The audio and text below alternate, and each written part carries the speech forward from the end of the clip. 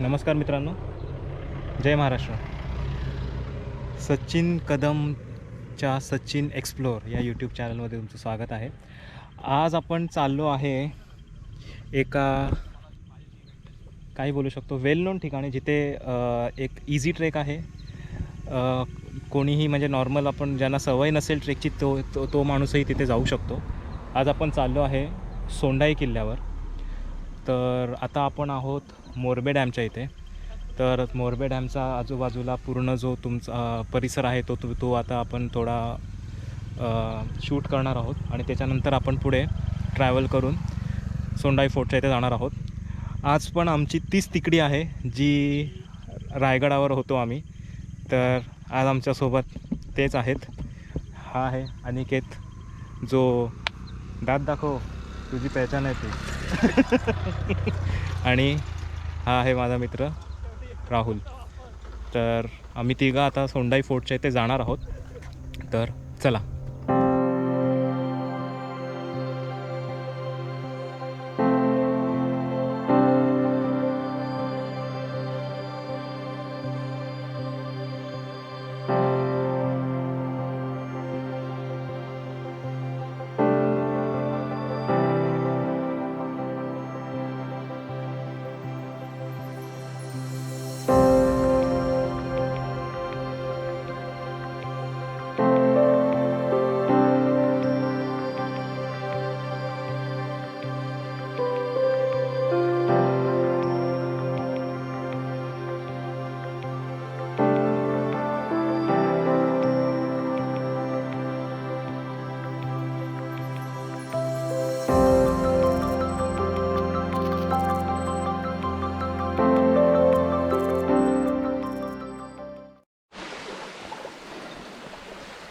तर मित्रांनो, आता आपण सोंडाई फोर्टच्या ट्रेकला सुरू करणार आहोत. आता जस्ट आम्ही सुरू केलेलं आहे. जर तुम्ही माझ्या मागे पाहिलात तर इथे पार्किंग आहे आणि ह्या पार्किंगचे चार्जेस 4 व्हीलरचे 100 रुपये आहेत आणि इथूनच मग तुम्हाला पुढे तुमचा ट्रेक सुरू होईल. पार्किंग तसं म्हटलं तर पार्किंग 2-3 ठिकाणी आहे, पण जर तुम्हाला जास्त चालायचं नसेल तर गाडीच्या पार्किंगसाठी तुम्ही एकदम शेवटच्या पॉईंटपर्यंत या. तिथे गाडीसाठी पार्किंग करायला आहे आणि तिथूनच सोंडाई ढाबा म्हणून, आणि तिथूनच मग तुम्हाला वरती ट्रेकची सुरुवात होते. नाहीतर सहसा जर तुम्ही गाडी खाली पार्क केली तर तुम्हाला थोडा चालावं लागतं.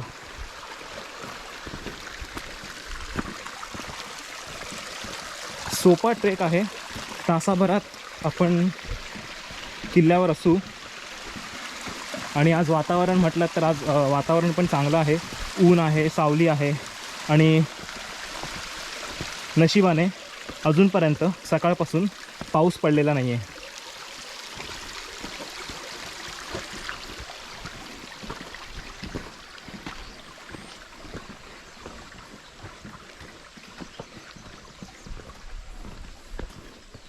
फक्त दगडावरून चालताना थोडं नीट जपून, कारण की कोणता दगड निसरडा असेल सांगू शकत नाही. त्यामुळे जेव्हा दगडावरून चालाल किंवा चिखलातून चालाल त्यावेळेला फक्त जरा जपून चाला.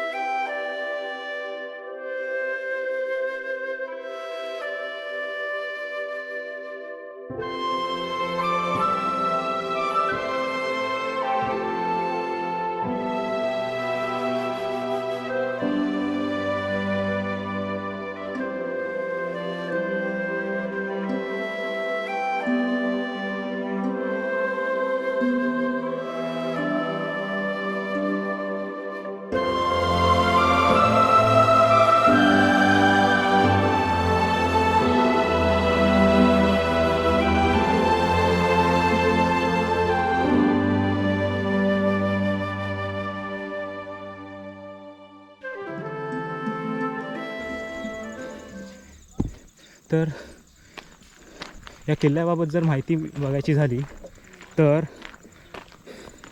इथून जो घाट रस्ता होता त्या घाट रस्त्यावरून कोकणाच्या दिशेने व्यापार चालायचा. तर फक्त या किल्ल्याचा वापर एक टेहानीचे ठिकाण म्हणून केला जायचा, अशी एक माहिती फक्त आपल्याला या किल्ल्याची मिळते. या किल्ल्यावरती तसं बघितलं तर सध्या काहीच शिल्लक नाही आहे, फक्त सोंडाई देवीचं एक मंदिर आहे. ते मंदिर पण पाहिलं तर ते मंदिर पण एका झाडाच्या खाली त्यांनी सोंडाई देवीच्या मूर्तीची स्थापना केलेली आहे. पण किल्ल्यावर गेलो की किल्ल्याच्या वरून दिसणारे जे दृश्य विहंगम दिसते. तर आता आपण आलो आहोत गडाच्या पहिल्या पायरीवर.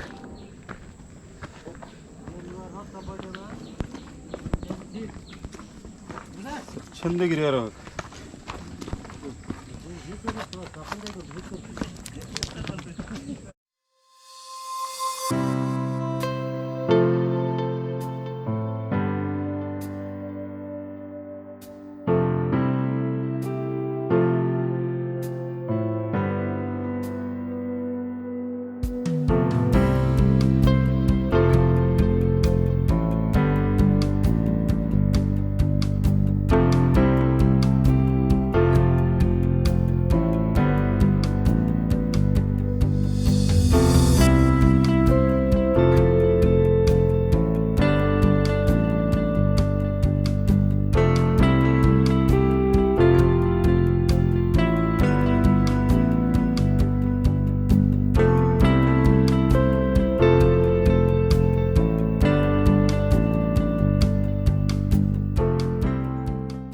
जरा सांभाळून.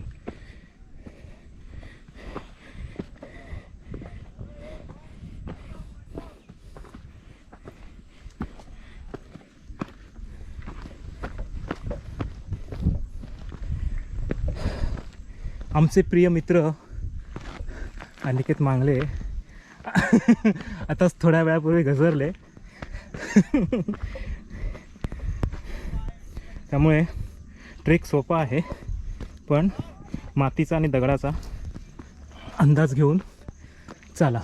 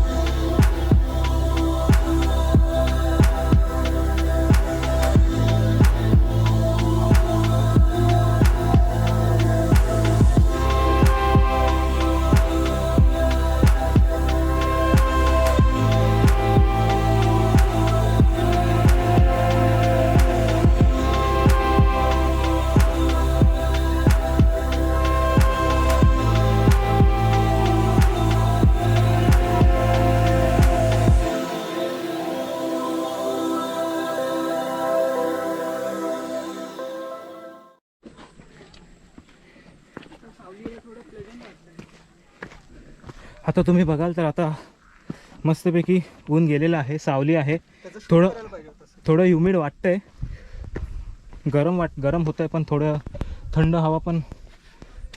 थंड हवेची जाणीव पण होते.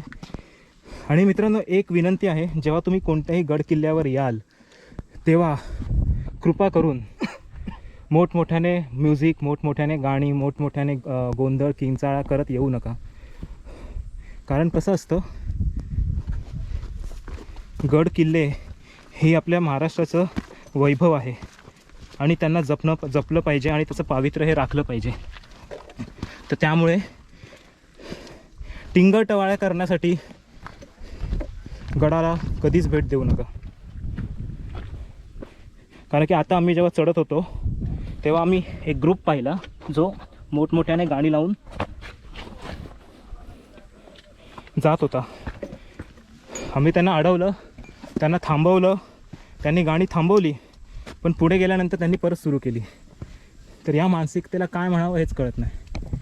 तर याचा विचार करा.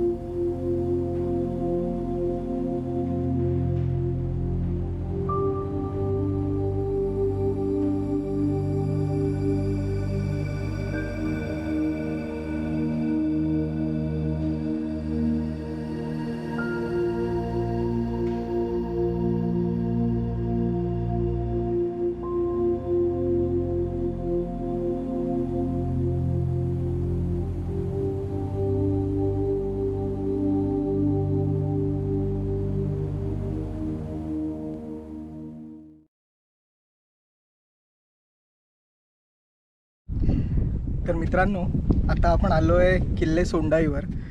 हा किल्ला म्हणण्यापेक्षा वॉच टॉवर किंवा जर सोप्या भाषेत बघायला गेलो आपण तर टेहळणीचा बुरुज होता. टेहळणीचा बुरुज म्हणजे जर तुम्ही तिथे बघाल लांबवर आपल्याला मोरबे धरणाचा जलाशय दिसतोय विस्तीर्ण पसरलेला. समोर जर बघाल तर इर्षागड दिसतोय आपल्याला, इथे माथेरानचा डोंगर दिसतोय आपल्याला. तर या सगळ्या घाट माथ्यावर किंवा व्यापारी मार्गावर नजर ठेवण्यासाठी या किल्ल्याचा टेहळणीसाठी उपयोग केला जायचा. साधारण जर बघाल तर आपण खाली इथे बघू शकतो, जसं आपण मागच्या ब्लॉगमध्ये पण म्हटलेलं होतं की गडावर सगळ्यात महत्त्वाची गोष्ट काय असते तर पाण्याची टाकं किंवा पाण्याचे साठे. इथे बघाल तर 2 जोड टाकी आपल्याला दिसत आहेत आणि त्या जोड टाक्यांच्या कोपऱ्याला काही खोबण्या केलेल्या दिसत आहेत.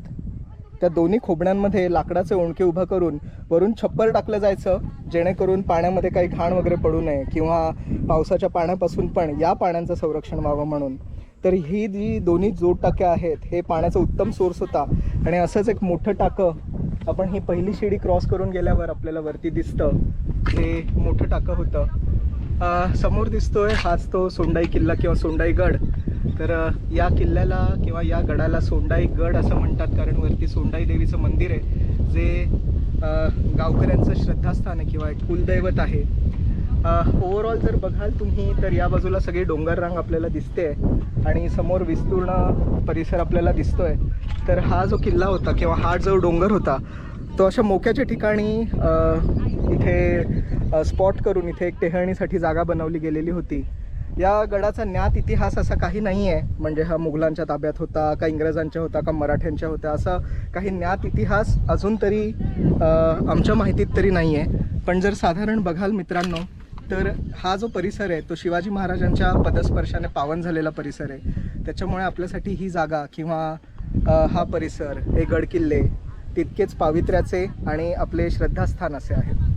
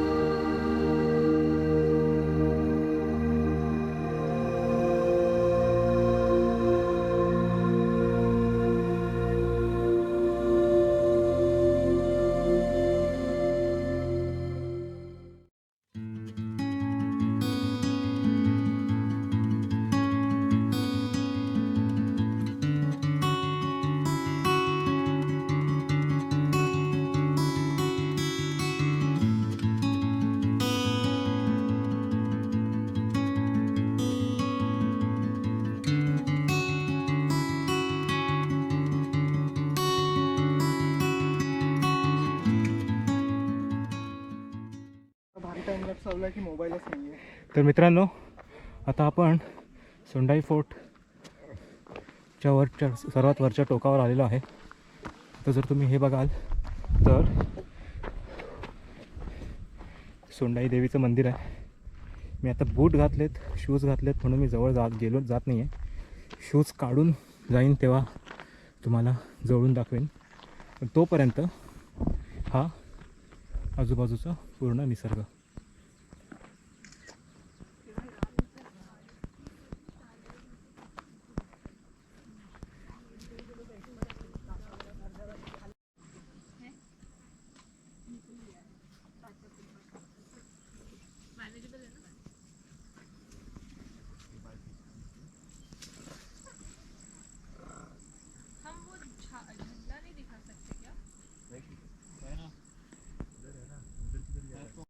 तर मित्रांनो, हा विस्तीर्ण मोरबे डॅमचा जलाशय. तिथे आपल्याला दिसतोय माथेरानचा डोंगर, त्याच्यासमोर इर्शाळगड आणि तो दूरवर दिसतोय तो धुक्यात हरवलेला आपला कर्नाळा. नानाचा अंगठाही तिथून स्पष्ट दिसतोय. सचिन एक्सप्लोर. तर मित्रांनो, आता तुम्ही जस्ट पाहिलं की इथे या जागेवरती म्हणा किंवा अजून काही जण बोलतात की खाली शिडीच्या इथेही सुद्धा आपण जर ह्या डोंगराच्या साईडला जर आपण ओरडलो तर तिथून आपल्याला एको ऐकायला येतो. आता मी जस्ट ट्राय केलं, मला म्हणजे आम्हाला तर एको ऐकायला आला. आता व्हिडिओमध्ये माहिती नाही रेकॉर्ड झाला असेल की नाही प्रॉपर, पण आम्ही जेव्हा ट्राय केलं तेव्हा आम्हाला तो एको नक्कीच ऐकायला आला. तर मित्रांनो, हे समोर तुम्हाला दिसतंय उभा कातळाची भिंत. याच्या मागे बेसिक विज्ञान आहे. आपण ज्यावेळी ओरडू त्यावेळी आपला जो ध्वनी आहे, आवाज आहे, तो रिफ्लेक्ट होऊन किंवा ध्वनी परावर्तित होऊन पुन्हा आपल्याला ऐकायला येतो.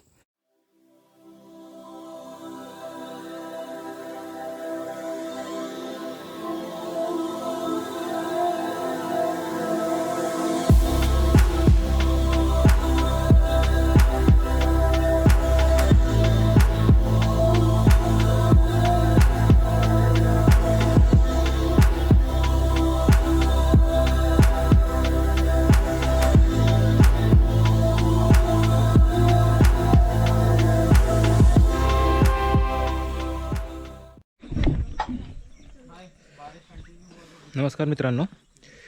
तर आता आम्ही सोंडाई किल्ल्याच्या खाली आलेलो आहोत. जे बेस आहे तिथे सोंडाई किल्ल्याच्या बेसला. तर जायला जवळपास म्हणाल तर 1 तास लागतो, पण आम्ही थोडा टाईमपास करत जात होतो, त्यामुळे आम्हाला थोडा जास्त वेळ लागला. पण उतरताना आम्हाला 1 तासापेक्षा कमी वेळ लागला उतरताना. काही ठिकाणी एक दगडाचे पॅच आहेत, तिकडे उतरताना म्हणजे थोडा डिफिकल्ट वाटतं. पण तसं पाहिलं तर हा किल्ला ट्रेकसाठी इझी आहे, त्यात असं काही प्रॉब्लेम नाही आहे. आणि आणखीन एक गोष्ट तुम्हाला सांगायची म्हणजे, तुम्हाला हे जे समोर दिसतंय किल्ल्याचा बेस जिथे सुरू होतो तिथे पार्किंग केल्यानंतर तुम्ही जेव्हा आत येता तेव्हा आत आल्यानंतर तुम्हाला लगेचच डावीकडे एक धाबा दिसतो, सोंडाईगड ढाबा. ही गोष्ट तुम्हाला मी ह्यासाठी दाखवतो आहे कारण की जर तुम्ही दमला असाल, तुम्हाला लिंबू सरबत प्यायची इच्छा झाली असेल तर इकडचं लिंबू सरबत नक्कीच प्या. कारण की आम्ही आता गडावर जाताना आम्ही 2 ते 3 ठिकाणी लिंबू सरबत प्यायलो, पण इकडची जी लिंबू सरबताची जी चव होती ती खूप मस्त वाटली. काही आवरच वाटली. परत एवढे लिंबा नेलते आणि परत बिस्लरी नेलते वरती शिडा चढून वरती. हा, शिड्या चढून वरती सर्वात सपवून गेला तो. कधी दुपारच गेला तो. अशी करतात, भेटू दे ना सगळ्यांना. बरोबर आहे, असं नाही करायचं ना. बरोबर आहे. आता आम्ही सगळ्यात अधोगार इथं आम्ही भरून आळ्यात वळीचा महिना असतो ना, आपली वळी पेटते. तर मित्रांनो, आता आम्ही ही आपली सोंडाई किल्ल्याची जी ट्रेक आहे ती आम्ही कन्क्लूड करत आहोत. आता आम्ही जाऊ, बघू ऑन द वे काय असेल तर एखादा कुठलं स्पॉट असेल तर विजिट करू, नाहीतर बॅक टू होम. पण हे व्हिडिओ कन्क्लूड करण्यापूर्वी आमचे मित्र काहीतरी सांगू इच्छितात तर आपण बोलू जरा.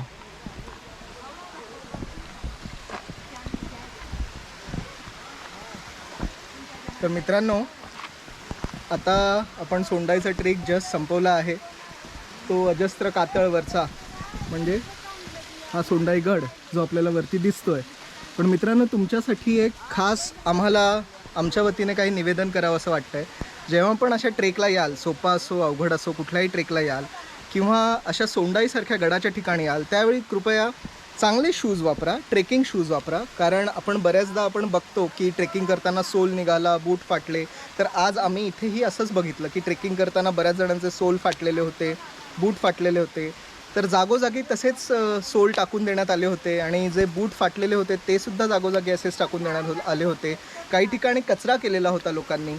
सो जो कचरा केलेला आहे किंवा जे सोल टाकलेले आहेत ते जर बघाल तर या आर्टिफिशियल गोष्टी किंवा मनुष्यनिर्मित गोष्टी ज्या आहेत त्या निसर्गाला बाधाच पोचवत आहेत. आता मग मित्रांनो, बघाल तुम्ही तर जेवढं तुम्ही निसर्गाला जपाल तेवढंच निसर्ग तुम्हाला जपेल. या व्यतिरिक्त अजून एक गोष्ट सांगायची आहे मित्रांनो, की गावकऱ्यांकडनं, वरती गडावरच्या काही गावकऱ्यांकडनं अशीच एक माहिती मिळाली की इथे आता लवकरच काही रस्ता तयार होतो किंवा काही पायऱ्या तयार होत आहेत. सो तो रस्ता आणि पायऱ्या तयार व्हायच्या आधी निसर्गाचं रांगडं रूप अनुभवायला या किल्ल्याला नक्कीच एकदा भेट द्या, जरूर या. तर मित्रांनो, आता एवढं बोलून मी माझी व्हिडिओ कन्क्लूड करतो. तर नेक्स्ट टाईम पुन्हा भेटू कुठल्या तरी एका नवीन ठिकाणी. तोपर्यंत धन्यवाद. जय महाराष्ट्र.